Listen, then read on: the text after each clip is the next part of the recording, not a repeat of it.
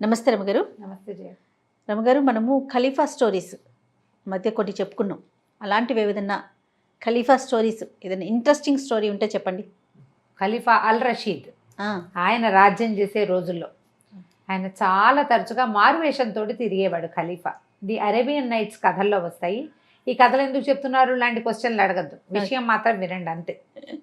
ఒకవేళ మీకు ఈ కథలు నచ్చకపోతే ఈ కథ వదిలేసి ఇంకో కథ వినండి అంతే. అయితే ఈయన మారువేషంలో ఒక హమ్దూన్ అని ఆయనతో పాటు ఉండే ఒక సర్దార్ని తోడుగా ఉంచుకునేవాడు. ఇద్దరు కలిసి మారువేషాల్లో వ్యాపారస్తుల వేషాల్లో తిరిగేవాడు. మామూలుగా ఖలీఫా అనగానే ఆయన డ్రెస్సింగ్ అవి తెలిసిపోతాయి, కొంచెం డిఫరెంట్గా ఉంటుంది.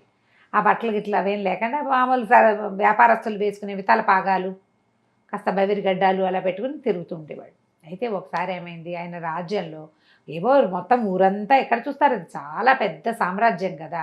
ఒకనాడు ఓ పక్కకి వెళ్ళారు. అక్కడ ఒక అత్యద్భుతంగా అందంగా ఉన్న తోట, దానికి లోపలగా కనపడుతున్న చక్కటి ఒక భవంతి కనపడ్డాయి. తోటలో ఉన్న పువ్వులు కానీ, ఆ పళ్ళు కానీ, ఆ చెట్లు కానీ ఎంతో కళాత్మకంగా పెంచినట్టు తెలుస్తోంది. వీళ్ళు అట్నుంచి వచ్చినప్పుడు ఓసారి చూశారు, మళ్ళీ ఇటు తిరిగినప్పుడు ఇంకోసారి చూశారు. బాగుందని దాని చుట్టుపక్కల తచ్చాట్లాడుతున్నారు, ఎవరిది ఇది అని. ఎంత బాగుంది, ఎవరిది అయి ఉంటుంది ఏమిటి అని. అయితే ఏమైంది, ఆ తోటలోంచి ఒక ఇద్దరు కుర్రాళ్ళు బయటకు వస్తున్నారు. వీళ్ళు ఏం చేశారు, ఆ కుర్రాళ్ళు మాట్లాడుకుంటుంటే ఒక చోట బయట కూర్చొని వచ్చే చెట్టు కింద ఏదో కూర్చొని కబుర్లు చెప్పుకుంటున్నారు. వీళ్ళు పోయి వాళ్ళ వెనకాలే నిలబడ్డారు. వాళ్ళిద్దరూ మాట్లాడుకుంటున్నారు. ఇవాళ తన సహపంక్తిని భోజనం లేదని మన దొరగారు చాలా బాధపడుతున్నారు అన్నారు. ఆయన అన్నం తిండో ఏమిటో పాపం, ఏం అలవాటో అది, అతిథులు లేకుండా అన్నం తినరు. మనకి ఆశ్చర్యంగా అనిపించినా కూడా ఒక విషయం చెప్పాలి ఇక్కడ. అతిథి అభ్యాగతుల కోసం బ్రాహ్మలు వెయిట్ చేస్తారని మనం చాలా కథల్లో చూస్తాం. అవునండి. ఆ సమయానికి వచ్చిన వాళ్ళు ఎవరో ఒకళ్ళకి అన్నం పెట్టి కానీ తినకూడదనే నియమం. అలాంటివి మనకి గురుచరిత్ర కథల్లో, శ్రీపాద శ్రీవల్లభ చరితామృతంలో, తర్వాత మహాభారతంలో అతిథి ఆ సమయానికి ఎవరైనా వస్తే వాడికి అన్నం పెట్టి తీరాలి అని. అదే విషయం ఇలా ఈ ముస్లిమ్స్ కథల్లో కూడా కనపడుతుంది. చూడండి, అతిథికి అన్నం పెట్టాలి, అతిథి సహపంక్తిని అతిథి లేకపోతే అన్నం తినరు. దారేపోయే వాళ్ళు ఎవరినైనా రండి భోజనం చేద్దరు కానీ పిలుస్తారట వాళ్ళు. చాలా కోఇన్సిడెన్స్ కదా ఇది కనపడుతుంది. అయితే ఈ కుర్రాళ్ళు ఇద్దరు మాట్లాడుకుంటున్నారు కదా, తోట చూడ్డానికైనా ఎవరైనా వస్తే బాగుండ్రా, దొరగారు అన్నానికి మాడిపోతున్నాడు, ఆ మధ్య ఎప్పుడో కూడా ఇలాగే అయ్యింది అని మాట్లాడుకున్నారు. మాట్లాడుకునేసరికి వీళ్ళు ఏం చేశారు, సరే భోజనానికి వాళ్ళే రమ్మంటున్నారు, ఆ తోటను లోపల నుంచి చూడొచ్చు, తర్వాత ఆ ఇల్లు ఎవరిదో తెలుసుకోవచ్చు. మన సామ్రాజ్యంలో ఒకడెవడో ఇట్లాంటి ఉత్తమ పురుషుడు, ఇంత పెద్ద తోట, ఇల్లు బాకిలి ఘనంగా ఉన్నవాడు, మరి తెలియాలి కదా ఖచ్చితంగా. సరే ఏం చేశారు, ఆ లోపలికి ఆ కుర్రాళ్ళ దగ్గరికి వెళ్ళారు. బాబు వ్యాపారస్తులం, ఈ బిల్డింగ్ ఎవరిది ఏమిటి అని అడిగారు. ఈ ఇల్లు అబూ అల్ హసన్ అని ఒక వ్యాపారస్తుడిదండి, ఆయన సహపంక్తి ఎవరిని లేదు ఏంది భోజనం చేయరు, మీరు ఏ పని మీద వచ్చారు అంటే మేము వ్యాపారస్తులం బాబు, ఆయన కలవడానికి వచ్చామన్నారు. రండి రండి అని కుర్రాళ్ళు ఇద్దరు పరిగెత్తారు, దొరగారు అన్నం తింటాడు అని. సరే ఏమైంది, అది చాలా పెద్ద ఇల్లు, ఎంత బాగుందో, ఎన్ని ఏర్పాట్లు ఉన్నాయో చక్కగా, ఇల్లు చల్లగా ఉంది, విశాలమైన మందిరం. లోపలికి వెళ్ళారు ఇద్దరు. రండి రండి అన్నాడు, కాళ్ళు గడిగిచ్చారు. అక్కడి నుంచి వీళ్ళకి పై తలగుడ్డలు నెత్తి మీద పాటు పెట్టుకునే పాగాలు తీసుకున్నారు. దానికో పనివాడు దీనికో పనివాడు, చక్కగా పన్నీరు జల్లిన విసనగర్రలతో విసిరారు.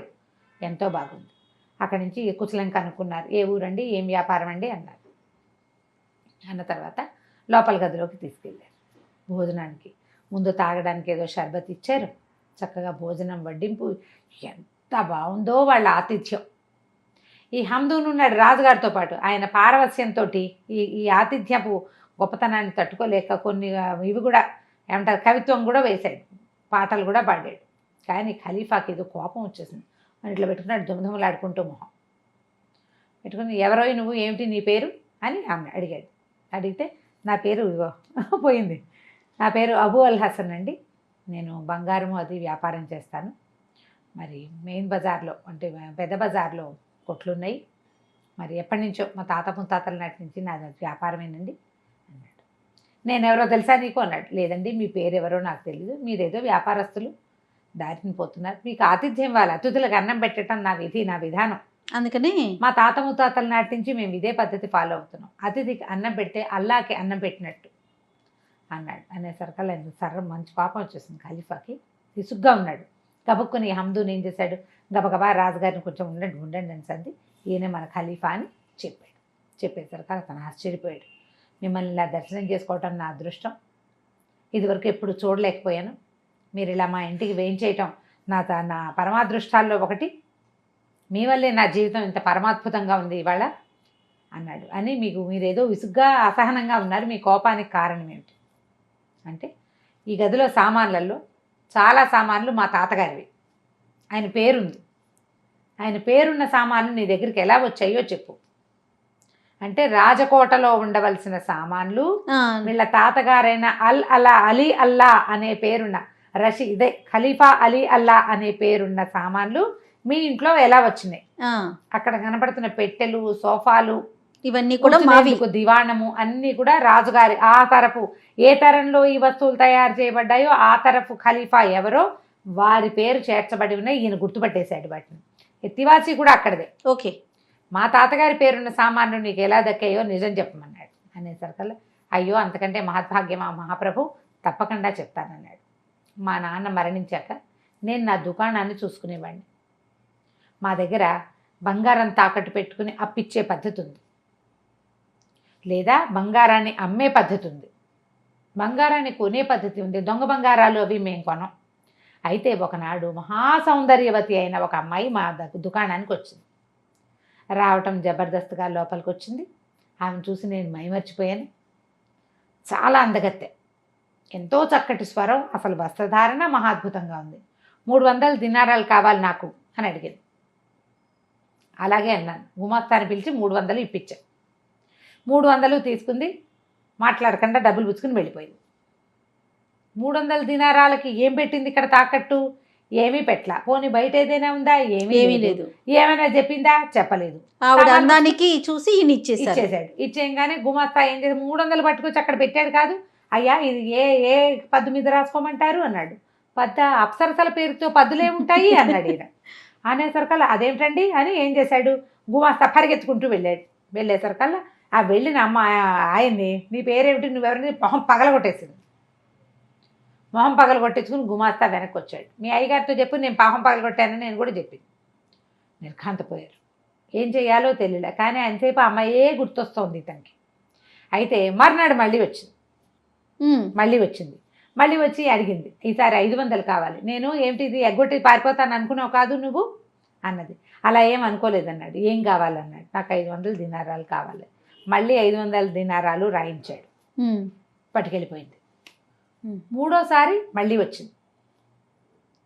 మళ్ళీ వచ్చి ఈసారి మళ్ళీ 500 తీసుకుంది. డబ్బులేమో వెళ్ళిపోతున్నాయి. ఈయనేమో అడగలేకపోతున్నాడు. మూడోసారి, నాలుగోసారి వచ్చేసరికల్లా ఈసారి మొహం పగలగొట్టిచ్చేసుకుందాం, ఏమైనా సరే అడుగుదామనుకున్నాడు. అడుగుదామనుకుని అమ్మాయి వెనకాల బయలుదేరాడు. కానీ దగ్గరికి వెళ్ళి అడిగేశాక మళ్ళీ రాదేమో, కనపడదేమో అని అనిపించడం మొదలుపెట్టింది. అయితే ఈ అమ్మాయి ఏం చేసింది, ఖలీఫా మందిరంలో వైపుకు వెళ్ళిపోయింది. అంటే ఖలీఫాకి సంబంధించిన అమ్మాయి. అర్థమైంది. ఇప్పుడు ఏం చేయాలి, ఇంటికి వెళ్ళి వాళ్ళ అమ్మకి చెప్పాడు. అంటే ఇతను నేను ఇలా చెప్పాను అని చెప్తున్నాడు, కానీ నేరేషన్ కొంచెం నా లైన్లోకి తీసుకొచ్చాను అనమాట. సరే అమ్మకి చెప్పేసరికల్లా అమ్మాయి ఉంది, ఒరి నాయన ప్రాణాల మీద ఆశ వదిలేసుకోవాలి. ఖలీఫా మందిరం అంటే ఆయనకి పనిచేసే ఆడవాళ్ళు, వాళ్ళ మీద మనసులు వివాహాలు మనకు కుదరవు, వాళ్ళతో ఏం చేయలేం మనం. కాబట్టి ఇది మనసు వదిలేసాయి దీన్ని అని చెప్పింది మా అమ్మ. చెప్పింది కానీ నాకు ఇది కాలేదంటున్నాడు. వాళ్ళ అమ్మ చెప్పినా ఇతనికి మనసు ఇది కాల. ఎంతసేపు అమ్మాయే గుర్తొస్తుంది. అందాక వెళ్ళిన వాడిని ముందే పిలిస్తే బాగుండేది కదా అనిపించింది. కానీ ఏం చేయాలో తెలియలే. అయితే తర్వాత 2-3 రోజులకి మా నాన్నగారి స్నేహితుడు ఒకడు నాకు మంచి సలహాలు చెప్తాడు. తర్వాత పచారీ సరుకులు షాపులు ఉన్నాయి మాకు. ఈ బంగారపు కొట్లు, అమ్మకాలు, అప్పులు గటాలు కాకుండా పచారీ కొట్లు కూడా ఉన్నాయి మాకు. ఆ పచారీ కొట్లను చూసే ఒక ముసలాయన మా నాన్న ఫ్రెండ్, ఇతని నాన్న ఫ్రెండ్ చూడ్డానికి వచ్చాడు. వచ్చి పిల్లాన్ని చూసి ఆశ్చర్యపడి, ఏమిట్రా నాయన ఇలా అయ్యా, ఏమైనా ప్రేమలో పడ్డావా, మొహం పీక్కుపోయింది అన్నాడు.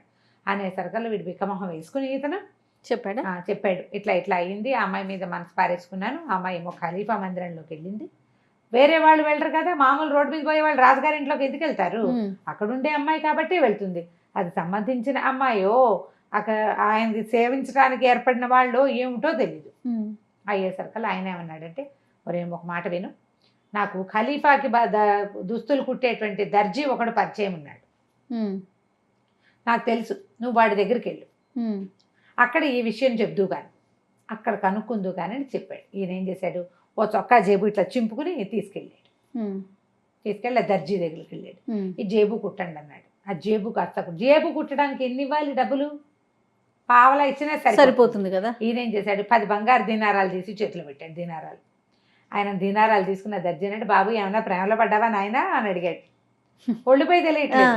అయ్యేసరికల్లా ఇతను కొంచెం తట్టుబడి ఈయన ఏం చెప్పాడంటే, అవునండి ఒక అమ్మాయి ఇట్లా మా స్థానానికి వచ్చేది, మా షాప్కి వచ్చింది, మరి 3 సార్లు డబ్బులు పట్టుకెళ్ళింది, మరి డబ్బులు పట్టుకెళ్ళింది కానీ డబ్బుల గురించి నాకు లెక్కే లేదు అసలు.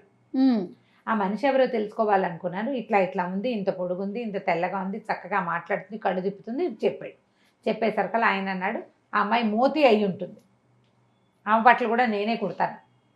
ఆ మోతి ఖలీఫాకి సంగీతం వినిపించడానికి ఏర్పరచబడిన అమ్మాయిలలో ఒకటి, చాలా గొప్పగా పాడుతుంది, వాళ్ళ అక్క చెల్లి కూడా ఉన్నారు, వాళ్ళంతా ఖలీఫా దగ్గరే ఉంటారు అని చెప్పాడు. చెప్పి ఈ లోపల ఏమైంది, ఓ కుర్రాడు ఎగురుకుంటూ వచ్చాడు. అక్కడికి వచ్చి కనపడ్డాడు. కనపడేసరికల్లా ఈ దర్జీ అని చెప్పాడు, బాబు ఈ కుర్రాడు కనపడుతున్నాడే వీడు మోతీ దగ్గర పనిచేసే కుర్రాడు, మరి వీడిని గనక పట్టుకున్నావా నీ పని అవుతుంది, ఆ అమ్మాయిని కలుసుకోగలుగుతామన్నాడు. అక్కడి నుంచి ఈ పిల్లాడు వీడు వెళ్ళి ఈ మన వ్యాపారస్తుడు ఎవరు మనసు పారేసుకున్న పెద్ద మనిషి ఈయన వెళ్ళి అబూ అల్ హసన్, అతను వెళ్ళి ఆ కుర్రాడిని పట్టుకున్నాడు. కుర్రాడు పేరు, ఆ కుర్రాడు కాదు, ఈ మన వ్యాపారస్తుడి పేరే అబూ అల్ హసన్. ఓకే, అబూ అల్ హసన్ గారు వెళ్ళి ఆ కుర్రాడిని పని కుర్రాడిని పట్టుకున్నాడు. బాబు ఏం పని పేరో ఇది, నువ్వు ఎవరి దగ్గర పని చేస్తావంటే వాడికి నవ్వొచ్చింది. అబూ అల్ హసన్ గారు కాదు మీరు అన్నాడు. వాడికి తెలుసు. నేను నీకు తెలుసా అన్నాడు. అయ్యో ఎందుకు తెలియదండి, రోజంతా మీ గురించే వింటున్నాం, మా మందిరం అంతా మీ మాటలతోటి ప్రతిధ్వనిస్తోంది, మా అమ్మగారికి మీరంటే ఎంత ఇష్టమో మీకు కూడా ఆవిడంటే అంత ఇష్టమైతే ఆవిడకి దగ్గరికి వెళ్ళే మార్గం చెప్తా అన్నాడు. ఊరిని ఒప్పుకున్నాడు. ఒప్పుకుంటే ఈ కుర్రాడు ఏం చేశాడు, అక్కడ ఉన్న ఖలీఫా అంగీలు బట్టలు కుడుతున్నారు కదా, అందులోంచి ఒక నీలం రంగు అంగీ తీసాడు. ఈ రంగు అంగీ వేసుకుని ఇట్లా పైనుంచి తోడుకునేది వేసుకుని ఖలీఫా ఆయన దానికి ఆ ఆడవాళ్ళ జనానాలోకి వెళ్తాడు. వరుసగా గదులు ఉంటాయి అటు ఇటు కూడా. ఆయన ఏం చేస్తాడంటే ఆ మన దాన్ని అంటారు కస్తూరి ఉండలు, ఒక్కొక్క వాకిట్లోనూ ఒక్కొక్క కస్తూరి ఉండ ఉంచుతాడు. ఆయనకి ఏ స్త్రీ నచ్చితే ఆయనకి సంగీతం వినాలనిపిస్తే ఒకళ్ళ దగ్గరికి, డ్యాన్స్ వినాలనిపిస్తే ఒకళ్ళ దగ్గరికి, కవిత్వం వినాలనిపిస్తే ఒకళ్ళ దగ్గరికి, తన భార్యల దగ్గరికి, అలా ఏ రోజు ఎవరి దగ్గరికి వెళ్ళబుద్ధి అయితే అలా వెళ్ళబుద్ధి. ఆయన కులాసాగా ఉన్నాడంట అని గుర్తు ఏంటంటే ఈ నీలం రంగు అంగి వేసుకోవటం, దాని నిండా జలతారు పని అది చేస్తుంటుంది, ముఖమల్ అంగి. ఎవరి దాని దగ్గరికి వెళ్ళడో వాళ్ళకు ఒక కస్తూరి ఉండ పెడతాడు. ఇవాళ దీంతో కాలక్షేపం చేయండి నేను రానని చెప్పటం. కస్తూరి ఉండ పెట్టాడంటే వాళ్ళ దగ్గరికి రాడనమాట. మీరేం చేస్తారంటే కస్తూరి ఉండలు కొనుక్కోండో డబ్బా, రాత్రి 9 గంటలకి మందిరంలోకి ప్రవేశించండి. ఈ బట్టలు చూస్తే మిమ్మల్ని ఎవరు అడగరు, చీకటి కదా, గుర్తు తెలియడం కోసం ముఖమల జరి పని చేసిన ముఖమల వస్త్రం వేసుకుంటాడు ఆయన, అది మెరుస్తుంది లేత నీలం రంగుది. ఆ వస్త్రం ఆ డిజైన్ బట్టి ఖలీఫా ఏనని గుర్తుపడతారు. కొంచెం కొంచెం వెలుతురుగా ఉంటుంది, మీరు కూడా ఇంచుమించు ఖలీఫా సైజులోనే ఉన్నారు. కస్తూరి ఉండలు పెట్టుకుంటూ రండి. అక్కడ నీలిరంగు చలవరాతి తలుపు మోతీది, ఆ తలుపు కొడితే మోతీ ఉంటుంది, లోపలికి వెళ్ళిపోండి అని చెప్పాడు. మన హీరో బయలుదేరాడు. అబూ అల్ హసన్ గారు ఏం చేశాడు, కస్తూరి డబ్బా పెట్టుకున్నాడు, బట్టలు వేసుకున్నాడు, చల్లగా అక్కడ దాకా వెళ్ళాక చొక్కా వేసుకున్నాడు అనమాట. ఖలీఫాయే వస్తున్నాడని. ఖలీఫా ఒక్కొక్కసారి జనాన అందరితోటి కలిసి వస్తాడు, ఒక్కోసారి ఒంటరిగా వస్తాడు. ఆ బట్టలు చూసేసరికల్లా ఈ రాత్రి 9 అయ్యేసరికి కునికి పట్లు పడుతున్న సైనికులు ఎవరు ఈయన్ని పట్టించుకోలే. ఒక్కో గది దగ్గర అది పెట్టుకుంటూ వెళ్ళాడు. ఇంతలో ఏమైంది, సడన్గా వెనకాల దివిటీలు కనపడుతున్నాయి, సందడి వినపడుతోంది. ఖలీఫా వస్తున్నాడని అర్థమైపోయింది నాకు. ఇతనికి అర్థమైంది. ఇప్పుడు ఏం చేయాలి, పరిగెత్తాను నేను, ఎటు వెళ్ళాలో తెలీదు. ఆ అమ్మాయి గది గుర్తుపట్టలేకపోయాను, భయం వేసింది. ఈ పరుద్దు కనపడితే శిరచ్ఛేదమే, జనానాలో మగవాళ్ళు కనపడితే ఏమి వాడు ఎవడు ఏమిటి అడగను కూడా అడగరు, పేకొత్తరిచ్చేస్తారు. పరిగెత్తుకుంటూ వెళ్ళి ఓ తలుపు కొంచెం తెరిచినట్టుంటే ఎదురు దాంట్లో పడిపోయాడు అందులో. ఈ పడిపోయిన తర్వాత ఏమైంది, ఆ లోపల ఒక ఆవిడ ఉంది, ఆవిడ మేలు మూసుకేసుకుని. అందరూ రాత్రి ఆ సమయానికి ఖలీఫా కోసం వెయిట్ చేస్తారు. సరే అంతలో ఆవిడ ఏం చేసింది, ఆ చూసి దీపం కొంచెం పెద్ద చేసి, ఓ మీరా అబూ అల్ హసన్ గారా అనేసరికి ఆ అమ్మాయి ఈ అమ్మాయి కాదు, దీనెవరికో నేనెలా తెలుసు ఉలికి పడ్డాడు. ఆవిడ ఏమందంటే, మోతి మా చెల్లెలు నయం వేరే గదిలోకి వెళ్ళకుండా ఈ గదిలోకి వచ్చారు, మీరు వస్తారని రుస్తూ పని కుర్రాడు చెప్పాడు, ఉండండి ఇక్కడేనా. ఈ లోపల ఏమైంది, మోతి వచ్చేసింది వెనకాల పరిగెత్తుకుంటూ. తన కోసం ఇంత రిస్క్ చేశాడు ఇతను. వచ్చి రాగానే ఇతన్ని కావలించుకుంది. ఖలీఫా వస్తున్నాడు. ఇప్పుడు ఆయన వీళ్ళ గదిలో కూడా రావచ్చు. మోతీ గది కాదు ఇది, మోతీ వాళ్ళ అక్క గది. హకీం అని ఏం చేశారు, ఒక పెద్ద పెట్టెలో ఈ కుర్రాన్ని ఎక్కిచ్చేశారు. ఈ వ్యాపారస్తుడు అబూ అల్ హసన్ ఎక్కిచ్చేసి తలిపేసేసారు. పెద్ద పెట్టెలు, చెక్క పెట్టెలు అనమాట. ఇంతలో ఏమైంది, ఖలీఫా గారు ఈయన వాకిట్లో ఆగాడు, వీళ్ళ వాకిట్లో ఆగి తలుపు కొట్టాడు. తలుపు తోసేశారు. అది పూర్తిగా మూసి ఉండదు, రాజుగారి కోసం తెరిచే ఉంటుంది. ఆ కొద్దిగా తెరిచున్న తలుపు అందుకే ఉందన్నమాట. లోపలికి వచ్చి, అబ్బో అక్కా చెల్లి ఇద్దరు ఇక్కడే ఉన్నారే, ఏదో ఒక మంచి పాట పాడు మోతి అని అడిగాడు. పాటలు పాడతారు వాళ్ళు. రాజుగారి జనానా అంటే ఆయనతో గడిపే వాళ్ళే కాదు, రకరకాల వాళ్ళు ఉంటారు. అక్కడి నుంచి మోతి తన కోసం వీడు ఇంత దూరం పరిగెత్తుకొచ్చాడు, ఇంత కష్టపడ్డాడు, మరి ప్రాణాలకు తెగించే కదా, చాలా పారవస్యంతో మహాద్భుతంగా పాట పాడింది. దాంతో ఖలీఫా, ఎంత బాగా పాడేవు మోతి, నీకేం కావాలో చెప్పు, నువ్వు ఏది అడిగినా ఇస్తానని అన్నారు. అనేసరికల్లా ఆవిడేమంది వెంటనే, నాకేం కావాలి ప్రభు, ఈ గదిలో ఉన్న సామాన్లన్నిటితో పాటు మా అక్కయ్యకి నాకు మీ బానిసత్వం నుంచి విముక్తి ఇవ్వండి అని. నువ్వు వెళ్ళిపోతే ఇంకెప్పటికీ నీ పాట వినలేను మోతి, అయినా కూడా నేను ఇస్తానన్నాను కాబట్టి మీ అక్క నువ్వు ఇద్దరు మీ బానిసత్వం పోయింది. వాళ్ళు బానిసలు, రాజుకి పాడడానికి బానిసలు, డ్యాన్స్కి బానిసలు, వాయిద్యాలకి బానిసలు అట్లా కొనేవాళ్ళట పాపం ఆ కాలంలో. బానిసత్వం నుంచి విముక్తి వచ్చింది. ఈ గదిలో ఉన్న సామగ్రి అంతా ఇలాగే నాకు ఇచ్చేయండి అని అడిగింది. సరే అన్నాడు ఖలీఫా. సరే అని అంత వితరణ ఉండేది రాజులకి. ఒప్పుకున్నాడు. ఆయన ఒప్పుకుని సంగీతం వినేసి ఆయన దారిని ఆయన చక్క మద్యం సేవించి వెళ్ళిపోయాడు. ఆయన ఇంకో రాణిగారి దగ్గరికి వెళ్ళిపోయాడు. తెల్లవారేసరికల్లా ఈ మోతి అక్కయ్య ఇద్దరు కలిసి ఇక్కడ ఉన్న సామాన్లన్నీ పట్టించేశారు. పట్టించేశాక ఏమైంది, నేను శాస్త్రోక్తంగా మోతిని పెళ్లి చేసుకున్నాను. మోతి వాళ్ళ అక్కయ్య కూడా మా చుట్టాల్లో సంబంధం చూసి పెళ్లి చేసేసాం. ఆ సామాన్లు ఇక్కడికి వచ్చేసినాయి ఈ గదిలో. ఈ గది అది. భగవంతుడు నా ప్రాణాలని కాపాడినందుకు ఆ రోజున ఆయన పెట్టెలో కూర్చుని రోజు ఒక అతిథితో కలిసే భోజనం చేస్తానని నేను అల్లాకి మాటిచ్చాను. మా తాత తండ్రులకి ఉండేది కానీ నియమం, వాళ్ళంత ఖచ్చితంగా పాటించేవాళ్ళు కాదు, కుదిరినప్పుడు కుదిరేది. అతిథి రాకపోతే అన్నం మానేస్తాను నేను. అందుకని నేను ఆ నియమాన్ని ఉంచుకున్నాను. ఏ గదిలో ఉన్న సామాన్లు అయితే నా ప్రాణాలు ఆ రోజు రక్షించాయో అదే సామాన్ల గదిలోనే నేను భోజనం పెడతాను అన్నాడు. ఖలీఫా చాలా సంతోషించాడు. మోతిని చూస్తానని అడగల ఆయన, ఎందుకంటే అది అమ్మాయి పరాయివాడి భార్య, అమ్మాయికి బానిసత్వం కూడా లేదు. చాలా సంతోషించి, నీతోటి స్నేహం నేర్పడం, నీతో కలిసి భోజనం చేయటం నాకు చాలా సంతోషంగా ఉందని చెప్పాడు. ఆ తర్వాత ఈ అబూ అల్ హసన్ ఎప్పటికీ ఖలీఫాకి స్నేహితుడుగానే ఉన్నాడు. కథ కంచికి మనం ఇంటికి. సూపర్. నమస్తే రమగారు. నమస్తే జయ. నమస్తే రమగారు. నమస్తే జయ. రమగారు, కొంతమంది సహాయం ఎవరైతే చేస్తారో సహాయాన్ని తీసుకుంటారు, వీళ్ళు లాభపడతారు, కానీ వాళ్ళకే ప్రమాదానికి గురి చేస్తూ ఉంటారండి. ఇలాంటి నీతి కథలు మనం చాలా వింటూ ఉంటాం. అవును. పిల్లలకి చెప్తూ ఉంటాం, ఎవరైనా మనకి సహాయం చేస్తే జన్మలో మర్చిపోకూడదు. అదే ఆ సహాయాన్ని మనం ఏ పరిస్థితుల్లో ఉన్నా, ఎక్కడున్నా నీకు సహాయం చేసిన వాడిని మాత్రం గుర్తుంచుకోవాలి. ఇలాంటి నీతి కథ ఏదన్నా చెప్పండి రమగారు. చెప్దాం. కృతజ్ఞత చాలా చెడ్డది జయ. నరకంలో కూడా దానికి పెద్ద శిక్షలు ఉంటాయి.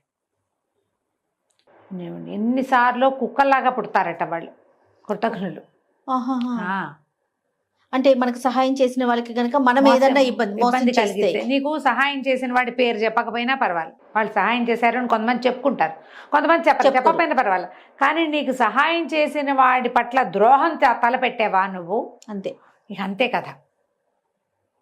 చెప్పరాని నరకాలు వస్తాయి వాళ్ళకి. కొన్ని వందల జన్మలు కుక్కలుగాను, నక్కలుగాను, పిల్లులుగాను, పందికొక్కులుగాను అలా పుడతారు. మంచిది కాదు అది. నేను చెప్తాగా, నీకు హెల్ప్ చేశారు, వదిలేపోని, నీకు కుదరకపోతే చెడు మాత్రం చేయకూడదు. వాళ్ళ గురించి నువ్వు చెడుగా మాట్లాడకూడదు, చెడు చెప్పకూడదు, చెడు చేయకూడదు, వాళ్ళకి ఏవి ద్రోహం తలపెట్టకూడదు. మహాభారతంలో కొన్ని కథలు చెప్పుకున్నాం మనం. నాడీ జంఘుడి కథ ఒకటి దీనికి ఉదాహరణగా చెప్తారు. పూర్వమట ఒక గ్రామంలో ఒక బ్రాహ్మణ యువకుడు ఉండేవాడు. అమ్మ నాన్న వాళ్ళు ఏదో వైదిక విద్యలో ఉన్నారు, కానీ ఇతను అట్లా ఏం నేర్చుకోలే. ఆటకాయితనంగా తిరిగేవాడు. లేక పుట్టిన పిల్లల్ని గారాబం చేస్తారు పెద్దవాళ్ళు, మంచి మాటలు చెప్పలేకపోతారు, స్వధర్మ నిధనాన్ని చెప్పి నేర్పించలేకపోతారు, ధర్మాన్ని వదిలేశాడు అతను. వాళ్ళతో కలిసి తిరిగేవాడు. మెల్లిగా అతనికి మాంసాహారము అన్నీ అలవాటైనవి. ఏదేదో తిరిగేవాడు వ్యాపారాల మీద, వాటి మీద. వాళ్ళు ఎవరు వ్యాపారాలు చేస్తుంటే ఎక్కడెక్కడికో వెళ్ళేవాడు. మోసాలు, ద్రోహాలు, చిన్న దొంగతనాలకి పాల్పడి మొత్తానికి వాడు ఏమిటంటే కులభ్రష్టుడైపోయాడు. వాడి వాళ్ళతో ఏ సంబంధము లేదు. వాడు ఏ ఊళ్ళో తిరుగుతూ ఎక్కడికో వెళ్ళిపోయాడు. అయితే ఏమైంది, ఒక వ్యాపార నిమిత్తం కొంతమంది స్నేహితులు వెళ్తుంటే వాళ్లతో పాటు అతను ఒక పడవ ప్రయాణం చేసి వెళ్ళాడు. ఆ పడవ పగిలిపోయింది. అందరూ ఎవరి దారిని వాళ్ళు కొట్టుకుపోయారు నీళ్ళకి. ఇతను ఒక ప్రాంతానికి చేరాడు. అప్పటికి 3-4 రోజులుగా ఈ నదిలో, సముద్రంలో కొట్టుకుపోయి ఆహారం లేదు, చాలా దుర్భరమైన పరిస్థితిలో ఉన్నాడు. ఇతను వెళ్ళిన ప్రాంతంలో దీని మీద ఏమంటారు, ఒక చిన్న ద్వీపం లాంటి దాని మీద పెద్ద వటవృక్షం ఉందట. చాలా పెద్దది. ఎంత పచ్చగా, ఎంత ఆహ్లాదంగా ఉందో అక్కడ. అక్కడ నాడీజంగుడు అనే బకరాజు నివాసం ఉండేవాడు. కొంగ, అతిపెద్ద కొంగ, పురాతనమైనది. ఇది కృతయుగం నాటి కథ. ఈ బకరాజుకి విధాతతో స్నేహం, బ్రహ్మదేవుడికి స్నేహితుడు. అబ్బా, అద్భుతమైన ధర్మాన్ని నిర్వర్తించే రకం అతను.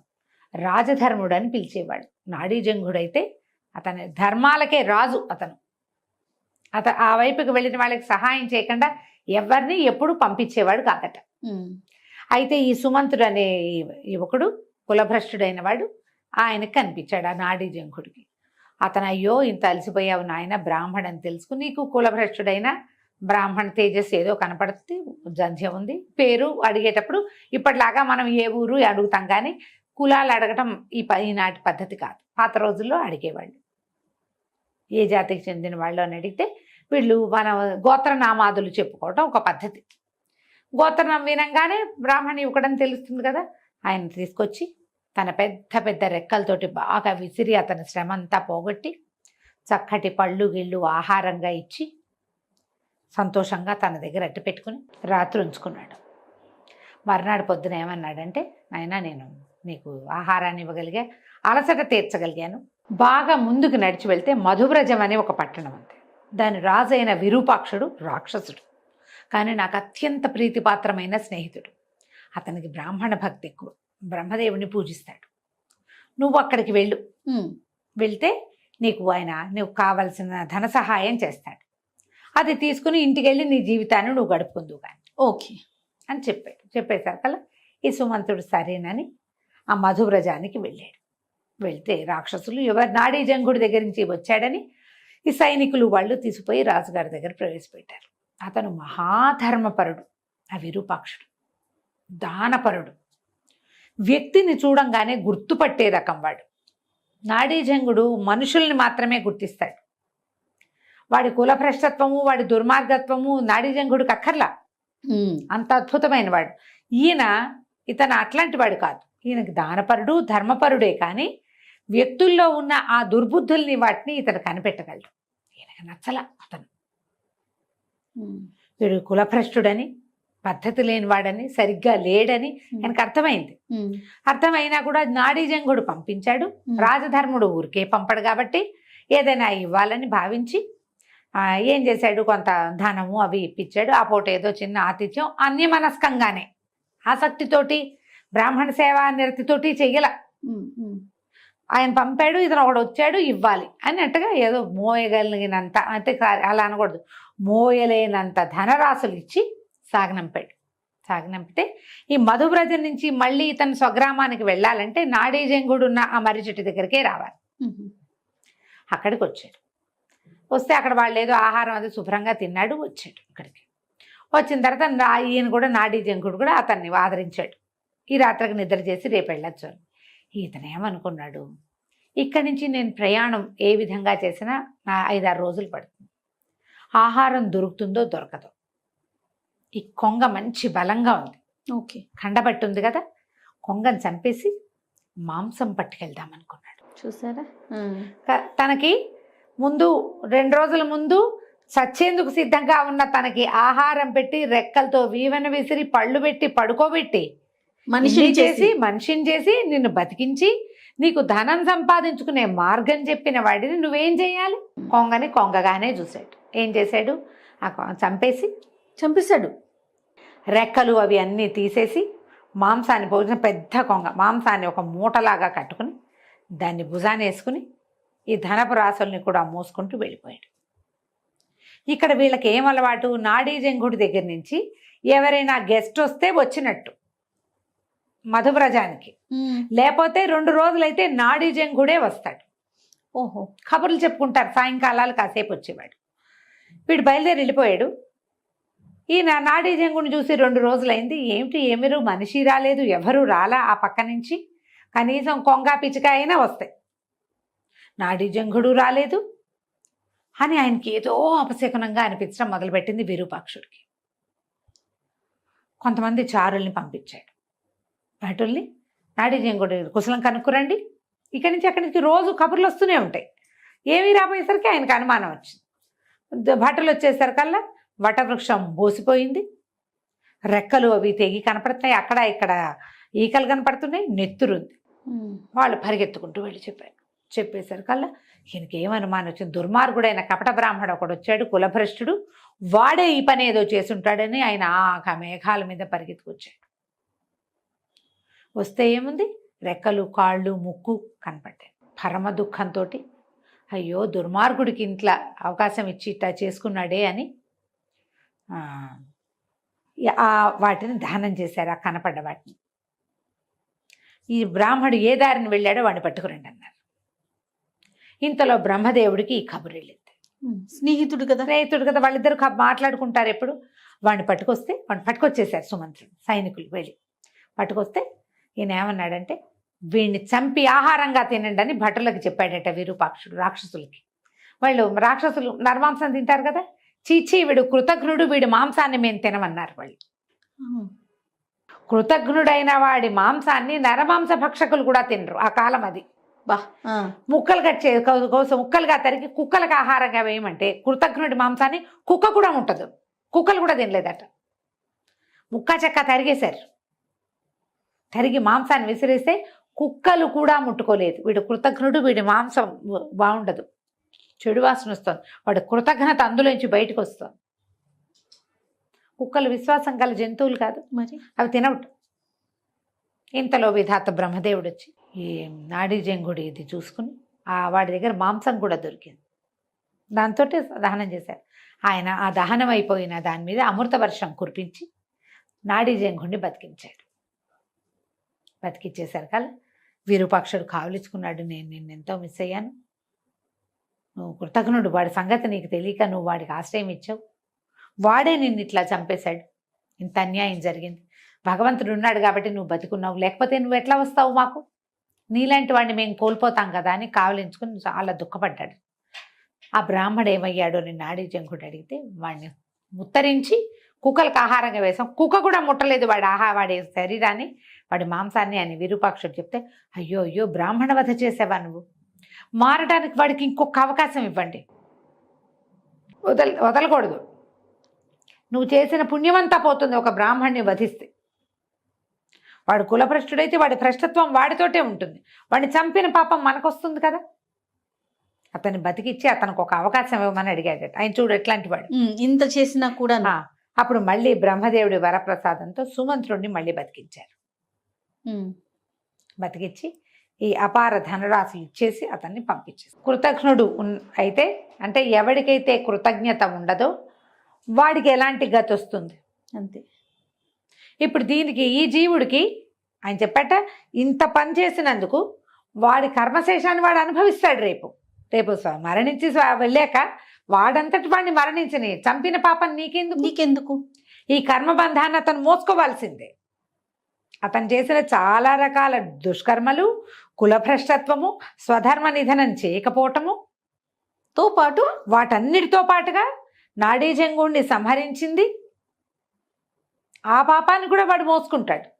కానీ వాడిని చంపిన పాపాన్ని నువ్వు మోయొద్దు అని చెప్పి అతన్ని బతికించి కాలక్రమం ఏ రకంగా అయితే అది అయిపోతుంది అని చెప్పి డబ్బిచ్చి పంపించేశారు. ఇలాంటి కథలు మహాభారతంలో ఎన్ని ఉంటాయో జయ. బా, ఎంత బాగుంది రమ్మగారు. కదా, చాలా విశేషమైన కథ. మ్. ఎప్పుడూ కూడా మనుషుల బేసిక్ ధర్మం ఏంటంటే కృతజ్ఞత. అది లేకపోతే మనిషి కాదు, అంతే, జీవించి ఉన్నా వేస్టే వాళ్ళు, వ్యర్థం. వ్యర్థం కదా. నేను చెప్పాను, నువ్వు సహాయం చేసిన వాడికి తిరిగా సహాయం చేయలేకపోయినా ఏం పర్వాలేదు. చెడు చెయ్యకు, చెడు అనకు, అంతే. అది పాపం నీ వెంట పడుతుంది. తప్పులు ఎప్పుడు వెంట పడతాయి కదా జయ, 100% అండి. ఎప్పుడు మన నీడ మన వెన్నంటే ఉంటుంది. ఉమ్, ఉమ్. ఇది కూడా అంతే, నీడలాగా పడిపోతుంది మన వెనకాల. అందుకని ఆ పని మాత్రం చేయి. చాలా బాగుంది రమ్మగారు, అద్భుతంగా ఉంది. నమస్తే. నమస్తే రమ్మగారు. నమస్తే జయ. రమ్మగారు, కొన్ని బంధాల నుంచి కొన్ని సమయాల వరకు ఉండాలి. కొన్ని బంధాలతో మనం కొన్ని సమయాల వరకే ఉండాలి. ఆ తర్వాత దాని నుంచి కొంచెం పక్కకు వెళ్ళాలి, కాలాన్ని బట్టి, మన వయస్సుని బట్టి. కానీ అలా వెళ్ళలేకపోతామండి. ఎప్పటికీ దాన్నే పట్టుకుంటాం, దాని తర్వాత. ఫర్ ఎగ్జాంపుల్, మన పిల్లల కోసం బాగా కష్టపడతాం, సంపాదిస్తాం, కూడబెడతాం, వాళ్ళని పెంచి పెద్ద చేసి ఒక మంచి పరిస్థితుల్లో ఉండేలాగా చూస్తాం. వాళ్ళ పిల్లల గురించి కూడా మనమే ఆలోచిస్తాం. వాళ్ళు కూడా బాగా చదువుకోవాలి, మంచి ప్రయోజకులుగా, ఆస్తులు కూడబెడతాం, మంచి ప్రయోజకులుగా ఉండాలనుకుంటాం, ఏదో కావాలని కోరుకుంటూ ఉంటాం. ఇంకా మనం ఎప్పుడు సుఖంగా ఉండేది, మన గురించి మనం ఎప్పుడు ఆలోచించేది. అలా అంటే ఏమంటారు తెలుసా, నేను ఒకరితో ఇలా మాట్లాడితే వాళ్ళు సంతోషంగా ఉంటేనే నేను సంతోషంగా ఉంటా, అదే నాకు నిజమైన సుఖం అంటారు. అది కరెక్టేనా? నిజమే. కానీ ఇంకా మన జీవితానికి ఒక భగవంతుడు కృష్ణారామ అనుకోవటం, ముక్తి మోక్షం ఏమీ లేదు, ఏముండదు. కొన్ని జీవితాలు అంతే చేయ. మనవరాళ్ల పెళ్ళిళ్ళు, మనవడు ఇంకా చిన్నపిల్లాడైతే వాడి పెళ్లికి పెట్టబోయే మంగళసూత్రాలు, డైమండ్స్తో మంగళసూత్రాలు, పెళ్లిళ్ళు చేసుకోరో మనవాళ్ళు మనకు తెలియదు. కానీ వీళ్ళు అట్లా అనుకుంటారు. అంటే తాపత్రయాన్ని వదిలిపెట్టుకోలేకపోవటం జయ. ఇదేంటంటే మేమే చిన్నప్పుడు రఘువంశం చదువుకునేటప్పుడు స్కూల్లో ఉండగా అందులో ఒక శ్లోకం ఉంటుంది రఘువంశంలో, కాళిదాసు రాస్తాడు. శైశవేభ్యస్త విద్యానాం యవ్వనే విషయేషినాం వార్ధక్యే మునివృత్తీనాం యోగేనాంతే తనుత్యజామని. రఘువంశ రాజులట శైశవంలో చిన్నప్పుడు అభ్యస్త విద్యలు చదువుకునేవాళ్ళు. యవ్వనంలో విషయేషణులు, యవ్వనంగా ఉన్నప్పుడు రాజ్యం సంపాదించాలి, ధనం సంపాదించాలి, భారత సుఖంగా ఉండాలి, ఇంకో అమ్మాయిని పెళ్లి చేసుకోవాలి, ఈ వ్యవహారం. వార్ధక్యే మునివృత్తీన, వృద్ధాప్యం వచ్చాక పిల్లాడికి రాజ్యం అప్పచెప్పేసాం, అయిపోయింది, ఇంకా మనం మునిలాగా ఉందామని అడవులకు తరలి వెళ్ళిపోయేవాళ్ళు. అప్పటిదాకా ఇన్ని భోగాలు అనుభవించిన మహారాజులు భార్యను వెంట పెట్టుకుని శుభ్రంగా వెళ్ళి అడవిలో వచ్చిన పర్ణశాలలో తపస్సు చేసుకుంటూ ఆవిడ నీళ్లు తెచ్చుకుంటూ అనుకుంటూ అంతే. యోగేనా అంతే తనుత్యజం, చివరికి యోగంతో తనువుని వదిలిపెట్టేవాళ్ళు. ఇంకా చాలు అని అనుకున్నప్పుడు వెళ్ళిపోయేవాళ్ళు. రాజులు చేసేవాళ్ళు అట్లా. అబ్బాయికి రాజ్యం ఇచ్చాక వెళ్ళిపోవటం, వానప్రస్థాశ్రమం స్వీకరించి వెళ్ళిపోవటమే. తర్వాత కాలంలో జమీందారులు వాళ్ళు కూడా అలాగే పెద్ద మగపిల్లలకి అప్పచెప్పాక ఇక దాని మీద అది పోయింది, ఇది వచ్చింది, ఇది చేసింది, అలాంటి వ్యవహారాలు ఏం లేవు. మేము మా తాతగారిని కూడా అలాగే చూసాను జయ. సలహా అడిగితేనే చెప్పేవారు, లేకపోతే ఆయన రామాయణం చదువుకునేవారు. పొలాలు గిలాలు మా నాన్నగారికి అప్పచెప్పేశారు, కాలేజీ ఆయనకి అప్పచెప్పేసి రిలాక్స్డ్గా ఉండేవారు. హాయిగా పుస్తకం రామాయణం చదువుకోవడం కదండి. ఎక్కడైనా మీటింగ్లు ఎవరైనా పిలిస్తే వెళ్ళటం, లేకపోతే రామాయణం చదువుకుంటూ ఉండేవాళ్ళు. అద్భుతం కనపడేది అట్లా, పెద్దవాళ్ళు అలా ఉండేవాళ్ళు. క్రమంగా ఎలా అయిందంటే ఏమిటో ఒక పిచ్చి కింద ఉంటారు. చాలా సంసారం పిల్లల కోడిలాగా గంపలో నిండా పిల్లలు అలా లేదు కదా. ఇప్పుడు ఒక భ్రమగా పిల్లలు కూడా సరిపడేంత సంపాదించాలి. వాళ్ళు సంతోషిస్తారేమో, 3వ తరం నుంచే చెడిపోవటం మొదలెడుతుంది జయ. అవును, డబ్బు ఎక్కువైపోయింది, కొందికి అవకాశాలు ఎక్కువ ఉంటే పిల్లలు పాడైపోతారు. ఎక్కడో ఎన్ని తరాలైనా పిల్లలు పాడు కాకుండా, ఆస్తులు పాడు కాకుండా ఉండేవాళ్ళు చాలా రేరు. బంగారు కొండల రాజ్యాలే కాదు, వాళ్ళ పరిస్థితి జయ. మహామహా విజయనగర సామ్రాజ్యం ఎట్లా పతనమైందో చూస్తామా మనం? అవును, మన కథల్లో కనిపిస్తుంది, హిస్టరీలో పెద్ద పెద్ద రాజులే ఎలా అయిపోతారు. క్రమంగా అలాగే అవుతుంది. మన సంగతి మనం చూసుకోవాలి. కొంత మటుకు వచ్చాక వాళ్ళకి అప్పచెప్పి కదా, అది కూడా మనమే సవరించాలి, మనమే ముద్రించాలి, మనమే సరి చేయాలి. ఉండకూడదు. బంధ విముక్తి అనేది ఒకటి ప్రత్యేకంగా పెట్టుకోవాలి. కొంత వయసు వచ్చాక నేను ఇప్పటిదాకా కృష్ణారామ అనుకోలేదు, ఏ తీర్థక్షేత్రం చేయలేదు, చూడలేదు, ఏ దానం ధర్మం చేసుకోలేదు, భాగవతమో రామాయణమో ఇంకోటో చదువుకోలేదు, ఎవరికైనా సహాయం చేయలేదు. నేను కొన్ని ప్లేసెస్ చూస్తా, కొన్ని చదువుకుంటా, కొన్ని నేర్చుకుంటా, కాస్త పెద్దవాళ్ళకి శుశ్రూష చేస్తా, ఎవరో గురువుగారిని ఆశ్రయిస్తా, జపం చేసుకుంటా. అలాంటి ఆలోచన ఉండాలి కదా, ఉండదు. చాలా కష్టం చేయ. ఆ బంధ విముక్తి మీద ఒక కథ ఉంది, చెప్తాను. అవునండి, ఓకే. పూర్వం అంట ఒక మిఠాయి వ్యాపారస్తుడు ఒక ఆయన ఉండేవాడు. ఒకనాడు ఒక సాధువు ఆ దారిని పోతూ ఈ మిఠాయి వ్యాపారస్తుడి కొట్టు దగ్గర ఆగాడు. అయితే అతను చాలా మంచివాడు. 2-3 మగపిల్లలు ఉన్నారు. ఆస్తి స్వాస్తి బాగా ఉంది. మిఠాయి కొట్టు బాగుండేది. ఆయన ఏం చేశాడు, ఈ సాధువుకి 4 మిఠాయిలు చేతిలో పెట్టి ఆయన అవి తిన్నాక తాగటానికి కూడా ఏదో పళ్ళ రసం లాంటిది ఇచ్చి ఆయన సేద తీరేదాకా కూర్చోబెట్టుకున్నాడు కొట్లో, వాకిట్లో. ఇంటికి రండి అన్నాడు. వద్దు, నేను ఇట్లా కొట్లో బయటే పడుకుంటాను అని చెప్పాడు. ఆయన ఇళ్లలో రాను, వారి అరుగు మీద పడుకుంటా, నువ్వు కొట్టు మూసేసాక, ఇది సాయంకాలం జరిగింది, కొట్టు మూసేసాక పడుకుంటానన్నాడు. అరుగు మీద పడుకుంటానంటే ఇంకా మీకు నేను చేయగలిగే సేవ ఏమైనా ఉందా అని అడిగితే, అయితే ఆయన వస్త్రం ఒకటి తీసేట కప్పుకునేది. ఈ వస్త్రం అంతా చిరుగులు పడిపోయింది, ఇక్కడ ఎక్కడైనా పడుకుంటే దోమలు కుడుతున్నాయి, చలి ఆపట్లేదు, దీన్ని బాగు చేయించి ఇవ్వమన్నాడు. ఆయన ఏం చేశాడు, వెంటనే ఇంటి నుంచి సూది దారం తెప్పించి చక్కగా దాన్ని కుట్టించాడు. చిల్లులు పడింది కదా, అన్ని చోట్ల మాసికలేసి దుప్పటి రిపేర్ చేసి ఇచ్చాడు. కొత్త దుప్పటి ఇవ్వాల, దుప్పటి రిపేర్ చేసి ఇమ్మని అడిగాడు. ఆయన ఏమడిగితే అది చెయ్యాలి, సాధువు కదా, ఆఫర్ చేయకూడదు. సరే చేసిస్తే ఆయన రాత్రి హాయిగా పడుకున్నాడు అక్కడ. తెల్లవారి ఆయన నిద్ర లేచి కాస్త స్నానం సంధ్య తెమిల్చుకునేసరికల్లా వ్యాపారస్తుడు వచ్చేసాడు. కనపడ్డాడు, దండం పెట్టాడు. నాయన, నీ వల్ల చాలా సుఖంగా నిద్ర గడిచిందోయ్, చాలా సంతోషించా, చాలా రోజుల తర్వాత అంత గాఢమైన నిద్ర పట్టింది, నీ యొక్క భక్తి తత్పరత వల్లే నాకు అంత మంచి నిద్ర పట్టింది, నీకు వైకుంఠ ప్రాప్తిని కలగజేస్తా, నాతో రా, నీకు ముక్తి కల్పిస్తాను నేనన్నాడు. మోక్షాన్ని, ముక్తిని, వైకుంఠ ప్రాప్తిని కల్పిస్తారు ఎవరైనా? కల్పిస్తానండి సరిగ్గా. ఈయన ఏమన్నాడు, అయ్యా మా పిల్లలు చిన్నపిల్లలండి, ఇంకాను వ్యాపారంలో కుదురుకోలేదు, 8 సంవత్సరాలు గడిచిందా పిల్లల్ని సెటిల్ చేసేస్తా, మీరు మళ్ళీ యాత్రకు బయలుదేరినప్పుడు 8 ఏళ్ళు సమయం ఇవ్వండి నాకు, 8 ఏళ్ళ తర్వాత మీరు ఎక్కడికి పిలిస్తే అక్కడికి వస్తా అన్నాడు. బాగుంది. వెళ్ళిపోయాడు సాధు. 8 సంవత్సరాలు గడిచాయి. 8 ఏళ్లకి మళ్ళీ వచ్చాడు. షాపు అది అభివృద్ధి అయింది. మరి ఇతను కొంచెం కాస్త పెద్దవాడయ్యాడు, పలకరించుకున్నాడు, మిఠాయిలు పెట్టాడు, తిన్నాడు.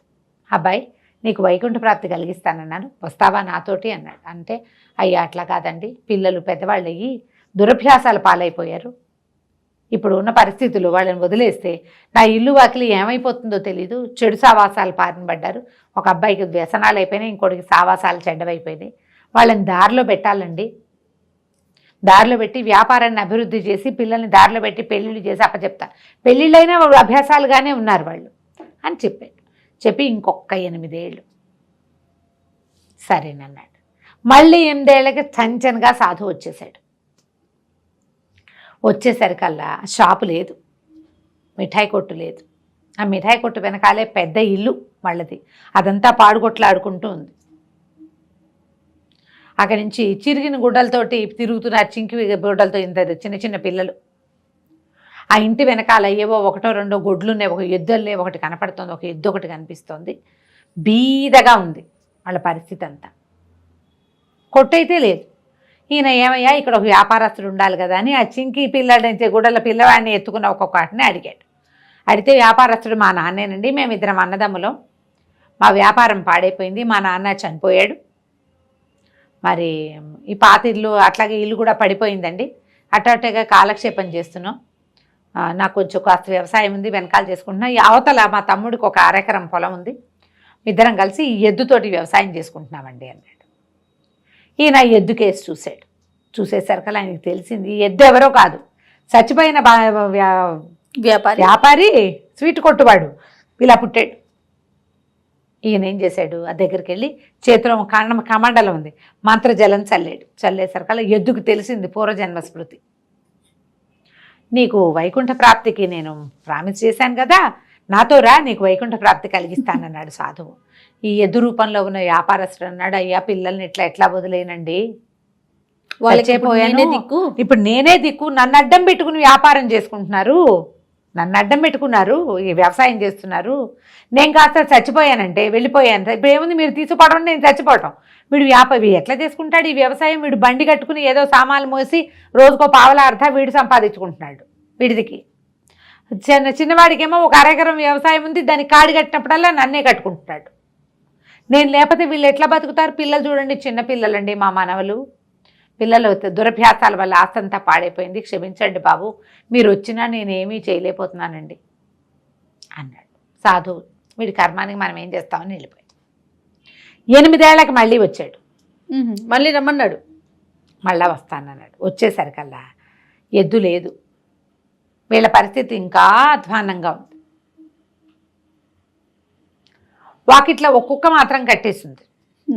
కుక్క సాధువుని చూడగానే విపరీతంగా మొరిగింది. అది మొరిగేసరికల్లా ఏమయ్యా మీ ఎద్దు ఉండాలి కదా, ఏమైంది అని అడిగాడు. ఎద్దు చచ్చిపోయిందండి, మేమే ఎటకొట్టా బతుకులు ఏడుస్తున్నాము అన్నారు. ఆ కుక్క అరుస్తుంటే ఈయనకి ఏమనిపించింది, ఈ కుక్క ఎందుకు అరుస్తుంది నన్ను చూసి అని చెప్పి ఆ కుక్క మీద మంత్రజలం చల్లాడు. కుక్కకి స్పృహ వచ్చింది, వ్యాపారస్తులే కుక్క, ఎదుగా చచ్చిపోయి కుక్కగా పుట్టాడు. ఓకే, పుట్టేసరికల్లా ఏమయ్యా వైకుంఠ ప్రాప్తి తీసుకుంటావా ఇప్పటికైనా అన్నాడు. అయ్యో కనీసం నేను ఇక్కడ ఉంటే నా కొడుకులు ఇద్దరు ఎక్కడోకి వెళ్ళిపోయి కోడళ్ళు పనులు చేసుకుంటున్నారు, పిల్లలకి కాపలా కాస్తున్నానండి నేను, ఇప్పుడు వచ్చేస్తే ఏమైపోతారు వీళ్ళు, అందుకని నేను రాలేను బాబు, నన్ను క్షమించండి, మీరు వైకుంఠం ఇప్పిస్తానన్నా నేను కుక్క బతికే నా బతుకని ఏడ్చాడు. సరే వీడి కర్మానికి ఆయన వెళ్ళిపోయాడు. మళ్ళీ 8 సంవత్సరాలకు వచ్చాడు, కుక్క లేదు. వీళ్ళు అలాగే దౌర్భాగ్యంగా బతుకులు ఏడుస్తున్నారు. ఈ సాధువుని చూసేసరికల్లా వ్యాపారస్తుడి కొడుకు అనిపించింది, ఏమిటి ఈయన ఎప్పుడు వచ్చినా ప్రతిసారి ఇట్లా 8 ఏళ్ళకు ఒకసారి వస్తున్నాడు, అంతకుముందు కూడా నాన్న ఎప్పుడో చెప్పాడు బతుకున్న రోజుల్లో సాధువు ఒక ఆయన వచ్చాడని, ఆ సాధువు ఈ సాధువేనా, ఈయన వచ్చినప్పుడల్లా మన పరిస్థితి ఇంకా అధ్వాన్నం అయిపోతుంది గమనించాడు అని చెప్పి ఆలోచించి తమ్ముని కేకేశాడు. ఒరే ఈ సాధువేరా నేను చెప్పింది, ఈయన మొదటిసారి వచ్చినప్పుడు మనకు ఎద్దుండేది, నాన్న దగ్గరకు వచ్చినప్పుడు వ్యాపారం కూడా ఉండేదనుకుంటా, మనకేమి ఎద్దుంది, రెండోసారి కుక్క ఉంది, ఇప్పుడు కుక్క కూడా లేదు, మనం ఇంకా దిగనాసిలిపోయి అడుక్కు తింటున్నారు రా, మనం అడుక్కుని తింటున్నారు వాళ్ళు, ముష్టెత్తుకునే పరిస్థితి వచ్చింది. పిల్లలు పెద్దవాళ్ళు అయ్యారు, పెద్ద పిల్లలు ముష్టెత్తుకుంటున్నారు, ఇంకా దొంగతనాలే మిగిలినాయి వాళ్ళ బతుకులో, ఈయన వచ్చాకే మన పరిస్థితి ఇట్లా అయింది అనేసరికి ఇద్దరు కలిసి ఆ సాధువుని కొట్టబోయారు.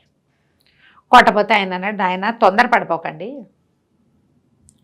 మీ నాన్న ఇదివరకు పడుకునే ప్లేస్ ఉంది కదా, పడుకునే ప్లేస్ ఉంది, ఆ ఇల్లంతా పాడుకొట్లాడుతూ పాతగా అయిపోయింది, అంతా పడిపోయింది ఓ పక్కన, అందులోనే తలదాచుకుంటున్నారు ఇద్దరు కుటుంబాలతోటి, మీ నాన్న తల ఎక్కడైతే తలబెట్టుకు పడుకునేవాడు అక్కడ తవ్వండి రా అన్నాడు. సరే ఇద్దరు సరే సాధువులు ఏముంటాయో ఏదో వీళ్ళ మాటల్లోని ఒక గుణప పుచ్చుకుని లోపలికి వెళ్ళారు. ఈయన కూడా వాళ్ళ వెనకాల నడిచి వెళ్ళాడు. తండ్రి పడుకునే ఎత్తు అరుగు, ఒక అరుగు లాంటిది, అక్కడ పడుకునేవాడు, తలకి దిండు పెట్టుకుని పడుకునే ప్లేస్ ఉంటుంది కదా, ఎక్కడ దిండు పెట్టుకుంటాడో అక్కడ తవ్వటం మొదలుపెట్టారు. బుస్సుమంటూ పెద్ద తాచుపాము వచ్చింది బయటికి. వచ్చేసరికల్లా ఈయన అన్నాడు, వాళ్ళిద్దరు కాస్త చూడు, నువ్వు తవ్వమంటే పాము వచ్చింది, భూమిలో పాము ఉంటావేంటయ్యా, నువ్వేదో మాయమంత్రం చేస్తావు, మమ్మల్ని ఈ రకంగా కూడా బతకనివ్వని ఆయన్ని కొట్టబోయారు. ఆయన అన్నాడు, నన్ను కాదురా పామును కొట్టేయండి మీ పరిస్థితి బాగుపడుతుంది అన్నాడు. అనగానే ఇద్దరు చెరుకో గుణపంతో దాన్ని దెబ్బలు కొట్టేస్తే చచ్చి పడిపోయింది పాము. ఇంకోసారి తవ్వండి అన్నాడు. ఆ పాము ఒక జాడీని చుట్టుకుని ఉంది, జాడీ మూతలాగా కనపడింది. పామును కొట్టేశాక ఆ జాడీ బయటికి తీస్తే దాని నిండా బంగారు మొహరీలు ఉన్నాయి. ఆశ్చర్యపోయారు, సాధువుకి దండాలు పెట్టారు కుటుంబాలతో సహా.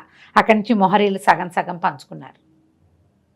ఈయనేం చేశాడు, తన చేతిలో కమండలం ఉందిగా, మంత్రజలాన్ని ఆ పాము మీద జల్లాడు.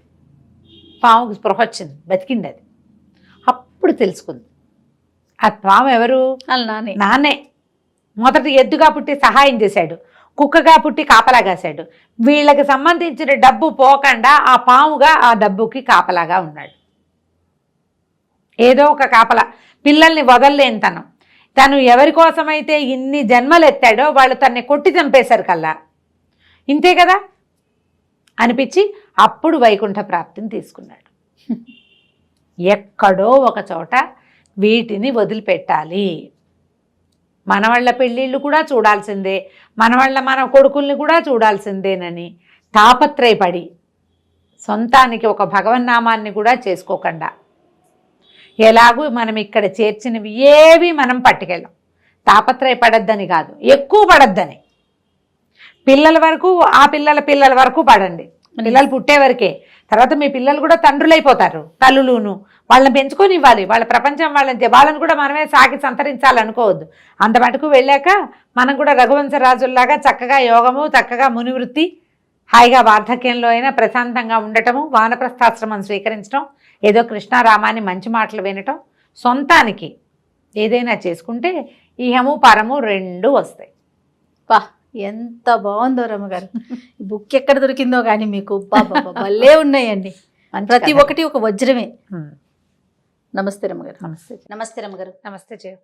రమ్మగారు, మనల్ని తిట్టేవారిని, వారు మనతోనే ఉంటారు, ఎలా హ్యాండిల్ చేయాలి? ఇప్పుడు ఫర్ ఎగ్జాంపుల్ ఇంట్లో వాళ్ళు, అమ్మ కావచ్చు, అత్తయ్య కావచ్చు, ఫ్యామిలీ మెంబర్స్, లేకుంటే స్నేహితులు, లేకుంటే ఆఫీస్లో వర్క్ చేసేటప్పుడు వారు మనతోనే ఉంటారు, వాళ్ళు మనం హ్యాండిల్ చేయాలి. చాలా కష్టం కదండి. సందర్భాన్ని బట్టి సింపుల్గా మాట్లాడేసుకోవచ్చు కానీ కరెక్ట్ అండి. మామూలు మాటలు వేరు. నువ్వు అప్పుడు అలా చేసావు, ఇప్పుడు ఇలా చేసావు, నీకు బుద్ధి లేదు, నీకు జ్ఞానం లేదు, నువ్వు ఎందుకు పనికిరావు, ఇలా మాట్లాడతారు. ఇప్పుడు ఇది ఎలా అంటే మన వాళ్ళే అనుకుంటాం. మన అమ్మ, ఆవిడకి మన లోటుపాట్లు అన్నీ తెలుసు. మనం ఎక్కడెక్కడ రాంగ్ స్టెప్స్ వేసాం, ఎక్కడెక్కడ పప్పులో కాలేసాం, ఏవేవి చెడగొట్టేసాం, ఎంత సమయం వృధా చేసాం, డబ్బు ఎంత పాడు చేసాం, మన అమ్మకి తెలుసు. అమ్మ తిట్లన్నీ దీవెనలే, అవన్నీ మన మంచికి. అమ్మ నాన్న ఓకే. అక్కడి నుంచి మన అత్తగారు కూడా ఇదే పొజిషన్లో ఉంటుంది. అవును. కాకపోతే మనం దాన్ని తీసుకోలేకపోతాం. అమ్మ తిడితే తీసుకున్నట్టు అత్తగారు తిడితే తీసుకోగలమా? క్యారెక్టర్స్ని బట్టి మారిపోతూ ఉంటుంది కదండి, జనరల్గా మారిపోతుంది. అక్కడి నుంచి సిచ్యువేషన్ని కొనసాగనివ్వకుండా తిట్టేవాళ్ళు కొంతమంది ఉంటారు. మీ అమ్మ మీ నాన్న దాకా వెళ్తారు. అవును. వీళ్ళతోటి ఎట్లా హ్యాండిల్ చేసేది ఒక పెద్ద టఫ్ టాస్క్. భర్తలు తిట్టేవాళ్ళు ఏం మాట్లాడినా ముందు లకార మకార ప్రయోగాలు, తిట్టడం, బూతులాడేయటం, ఏదో ఒకటి అనేయటం, ప్రతిదానికి నువ్వు ఇలా చేసావంటే నీ ఉద్దేశం అదనమాట అని తిట్టడం. ఇది ఇంకో టఫ్ టాస్క్. అవును. ఈ రెండూ కాకుండా మూడోది ఇంకోటి ఉంది. ఎక్కడికో వెళ్ళాం, ఏదో పని చేయబోయాం, అక్కడున్న వాళ్ళు తిట్టడం మొదలు పెడతారు. చిన్న చిన్న విషయాల్లో జయ, బస్సులో తోపులాటల దగ్గర నుంచి వాకి ఏదైనా అడ్రస్ అడగబోతే కూడా తిడతారు కొంతమంది. వాళ్ళ లోపల అసహనాన్ని దాచుకోరు. అసలు వాళ్ళకి ఎందుకు అసహనం ఉందో వాళ్ళకు కూడా అర్థం కాదు, తెలీదు, వాళ్ళకి అర్థం కాదు. ఇప్పుడు మన క్లోజ్ సర్కిల్స్లో అనుకో, కొంతమందిని మనం అవాయిడ్ చేయగలుగుతాం. అవును. కొంతమందిని అలవాటుగా వాళ్ళ తిట్లు స్వీకరించేస్తాం, కొంతమంది నుంచి పారిపోతాం అసలు వాళ్ళని చూడకుండా. కానీ ప్రతి చోట వస్తాయి తిట్లు. ఇప్పుడు ఏం చేయాలి, ఎలా హ్యాండిల్ చేయాలి? బౌద్ధ జాతక కథ ఒకటి చేయాలి, చిన్న కథ. ఒక బుద్ధిస్ట్ మాంకు భిక్షకి వెళ్ళాడు. ఆ ఇంట్లో ఆవిడ పొద్దునే మొగుడుతో ఏదో తగాదా పడింది, ఏదో గందరగోళమైంది. పని పాట లేదా, ఇళ్ళమ్మడి పడి తిరుగుతారు ఎప్పుడు, ఇప్పుడు ఎవడు పెడతాడు నీకు అని అరిచింది. ఈయన రెండోసారి అడగాలి, భవతి భిక్షాన్ దేహి అని. అడగగానే తేరిగ్గా కూర్చున్నావా, తేరగా ఉందా, పని లేవు పాట లేవు మీకు అన్నది. మూడోసారి కూడా అడిగాడు. మూడోసారి మళ్ళీ భవతి భిక్షాన్ దేహి అన్నాడు. ఆవిడ రయ్యమని లేచి చేతిలో ఉన్న చాట బయటికి విసిరేసి, ఇట్లా చంపుకు తింటున్నారు, ఊరంతా బిచ్చగాళ్ళు తయారయ్యారు అని. ఇంకా ఆవిడ కొంచెం, నేను కాస్త మామూలు భాష చెప్తున్నా కదా, ఘాటైన పల్లెటూరి భాషలో 4-5 వాక్యాలు అన్నది. ఆయన నిశ్శబ్దంగా వెళ్ళిపోయాడు. ఈవిడ విసిరేసిన చాట తెచ్చుకుని మళ్ళీ బియ్యం అందులో పోసుకోపోయి ఏమనిపించింది, నేను తిట్టే కదా ఈయన, ఆ పెడితే పెట్టవులే పోవమ్మా, పెద్ద పెట్టావు కానీ అలాంటివి ఏమి అనలేదేమిటి. పైగా మొదట తిట్టా, మళ్ళీ అడిగాడు, మళ్ళీ తిట్టా, మళ్ళీ అడిగాడు. మూడోసారి ఆయన రివర్స్లో అవ్వాలి, లేదా రుసరుసలాడాలి, దుమదుమలాడాలి. ఎలా ప్రశాంతమైన మొహంతో వచ్చాడో అలాగే వెళ్ళిపోయాడు. ఏమిటి, ఏమైనా శాపం ఇస్తాడేమోనని డౌట్ వచ్చింది. ఓహో, ఆ చాట అక్కడ పెట్టి ఆయన వెనకాల పరిగెత్తుకుంటూ వెళ్ళింది. ఆయన అప్పటికే మూడో ఇంట్లోకి వెళ్ళిపోయాడు. ఈవిడికి ఈ జ్ఞానోదయం అయ్యి ఈ ఊహొచ్చి వెళ్ళేసరికి వీళ్ళు ఇల్లు అయింది, పక్క ఇల్లు అయింది, ఆ పక్క ఇంటికి వెళ్ళాడు. వెనకాల భిక్షు ఆగని పరిగెత్తింది. ఆగాడు. ఏమ్మా ఏమిటమ్మా అన్నాడు. నేను నిన్ను తిట్టే కదా, నీ కోపం రాలేదా, మరి నువ్వేం అనలేదు ఎందుకు అని అడిగింది. నేను తీసుకోలేదమ్మా అన్నాడు. తీసుకోపోవటం ఏంటి, తిట్టే కదా, చెవులు లేవు నీకు, ఉన్నాయిగా చెవులు. అవునమ్మా నేను తీసుకోలేదు అన్నాడు. ఎందుకు తీసుకోలేదు నువ్వు? నేను తిట్టినప్పుడు నువ్వు తీసుకోవాలి, నువ్వు ఎందుకు తీసుకోవాలి? అమ్మ నువ్వు భిక్ష నా పళ్ళెంలో పెట్టావు, అది నా పాత్రలో పడింది, పుచ్చుకుంటా, నేను భిక్ష కోసమే వచ్చా. నువ్వు తిట్టావు, నా చెవిలోకి వెళ్ళి బయటికి వెళ్ళిపోయింది, నేను అది ఉంచుకోవాలా, నేను తీసుకోలేదు దాన్ని అన్నాడు. ఎందుకు తీసుకోవో ఎలా తీసుకోవో చెప్పు నువ్వు నాకు. నేను నీకు ఒక ఆవుని ఇచ్చాను అనుకో, అది ఎవరిది అన్నాడు. నాకు ఇచ్చావు కాబట్టి నాదే అని. నేను నీకు ఒక ఆవుని ఇస్తానన్నా, నువ్వు తీసుకోలేదు, అప్పుడు అది ఎవరిది? నీదే. నువ్వు తిట్టావు, నేను తీసుకోవాలా, ఆ తిట్లు ఎవరివి అన్నాడు. నావే అంది వెంటనే. ఇంతేనమ్మా అన్నాడు. తిట్లు తీసుకోవద్దు, నువ్వు రియాక్ట్ అయ్యావనుకో తగాదా పెరుగుతుంది. ఆ తిట్లు నీ చెవిలో అలాగే ఉండిపోతాయి. ఒకసారి ఒకళ్ళ అవతల వాళ్ళ దుర్భాషలు ఆడితే నువ్వు కూడా దుర్భాషలే ఆడతావు. మాట తీయగా మాట వస్తుంది. నోటితో పోయాక చేతులు బాహుబాహవి అవి అవుతాయి. ముష్టిఘాతాలు, వాళ్ళు వీళ్ళు విసరటం, చేతిలో ఉన్న వస్తువు విసిరేయటం, ఏదైనా పగలగొట్టేయటం జరుగుతాయి. తిట్టు నీ చావు నువ్వు చావు నాకు అక్కర్లేదు అని కనుక మానేస్తే బ్రహ్మాండంగా ఉంటుంది. ఇది భలే కష్టం, చాలా కష్టం, చాలా కష్టం. ఒక్కసారి తూష్ణీభావం వహించటం అనేది ప్రాక్టీస్ చేస్తే, మీ అత్తగారు అమ్మనాభూతులు తిట్టింది, తలకాయ తిప్పి చూడకుండా పని చేయటం నేర్చుకోండి మీరు. అప్పుడు కూడా పొగరంటారు కదండి, నేను ఎన్ని మాట్లాడినా నువ్వు పట్టించుకోవట్లేదు అంటారు. నేను మాట్లాడేదాన్ని, నేను మనిషిని కాదా అని అడుగుతారు. నువ్వు ఇప్పుడు ఆవిడ అడిగిన ప్రశ్నకి నువ్వు సమాధానం చెప్పాలి. ఆవిడ తిడితే సమాధానం ఎందుకు చెప్తావు నువ్వు? ప్రశ్నకి సమాధానం వేరు, తిట్టుకి సమాధానం వేరు కదమ్మా. తిట్టుకి సమాధానం ఏదవుతుంది? తిట్టే అవుతుంది. ఆ సమాధానాన్ని ఇవ్వకూడదు. మీలో మీకు ఒక సంయమనం నేర్చుకోవాలి. అప్పుడు ఎదుటి వ్యక్తి నుంచి మార్పు వస్తుందా రమ్మగారు? ఏం చేస్తారు జయ్య, ఎంతసేపు అంటారు ఎవరైనా? అరి చచ్చినా ఇది గింజుకు చచ్చినా మాట్లాడదనుకుంటారు. ఎక్కడైనా కూడా, అత్తగారనే కాదు, ఎక్కడైనా సరే నీకు క్వశ్చన్కి తప్పకుండా ఆన్సర్ చెప్పాలి జయ. దుర్భాషలకి ఆన్సర్ చెప్పకూడదు. ఇది కష్టమే. ఒక్కసారి మనసు దిటవుగా చేసుకుంటే ఈజీ అయిపోతుంది. నేను అరిచి వచ్చాను, నువ్వు సమాధానం చెప్పట్లేదంటే నువ్వు అడుగు చెప్తా. తిడితే ఎట్లా చెప్తాను? అది మనం అడగాల్సింది. నువ్వు ఏదైనా అడుగు, అదేం చేసావు, ఇదేం చేసావు, ఎక్కడ పెట్టావు, వెళ్ళావా వచ్చావా అని అడుగు, బాగుంది. దాన్ని అన్నిటికీ సమాధానం చెప్తా. నువ్వు నన్ను తిట్టి, మా అమ్మని తిట్టి, మా నాన్నని తిడుతుంటే నీకు సమాధానం ఎట్లా చెప్తా? తిట్లకి సమాధానం తిట్టే కదా. నన్ను కూడా ఎదురు తిరిగి తిట్టమన్నావా మరి? ఇప్పుడు తప్పు మీదనుకోండి ఇందులో. ఇప్పుడు ఇది మనం ఇందాక చెప్పుకున్న కథ ఏమిటి? ఆయన ఎవరో భిక్ష అడిగాడు, ఆవిడెవరో తిట్టింది. అవును, ఆఫీసుల్లో తిట్లు పడతాయి, ఆఫీస్లో పడతాయి. ఏదో ఒక పని ఇచ్చారు, వాళ్ళు చేయలేదు, వీళ్ళు నువ్వు గుడ్ ఫర్ నథింగ్, నువ్వు ప్రతి ప్రాజెక్ట్లో ఇలాగే పాడు చేస్తావు, ఇలా ఏదో తిట్టారు. లేదా ఇన్ టైం అయితే నీకు మెమో ఇస్తాం, లేకపోతే ఇంకేదో షో కాజ్ నోటీస్ ఇస్తాం అన్నారు. వీటికి సమాధానంగా మనం ఏం చేయాలి? తప్పుని కరెక్ట్ చేసుకోవాలి. ఎస్, పని చేసి చూపించాలి. ఎవరికైనా అంతే. మీరు తిట్లు రాకూడదు అంటే అప్పుడు అకారణపు తిట్లు పక్క పెట్టు, సకారణపు తిట్లు ఉంటే వాటిని కరెక్ట్ చేసుకోవాలి. ఇది మనం పిల్లలకి చెప్తాం. ఎట్లా? వాడి పిల్లడికి 50 మార్కులు వచ్చినాయి 100కి, తెగ తిట్టావు, పిల్లాడు ఒక 10 ఎక్కువ చేసి చూపిస్తాడు నీకు కదా. నువ్వు అదే కదా కోరుకుంటావు. అవునండి, ఎవరైనా అంతే. మరి ఇక్కడ కూడా అంతే. నీవు తిట్లకి ఎదురు తిట్లు తిట్టి నేను చెయ్యను, నీ దిక్కుంచో చెప్పుకో అంటే నువ్వు ఎప్పటికీ కరెక్ట్ అవ్వవు. కరెక్షన్స్ ఉండవు నీకు.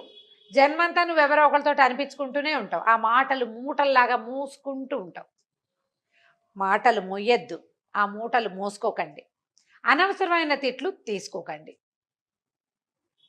ఇది ఎప్పుడు అవుతుందంటే జయ, ఎప్పుడు మనని మనం కరెక్షన్ చేసుకుంటూ ఉండాలి జయ జీవితంలో.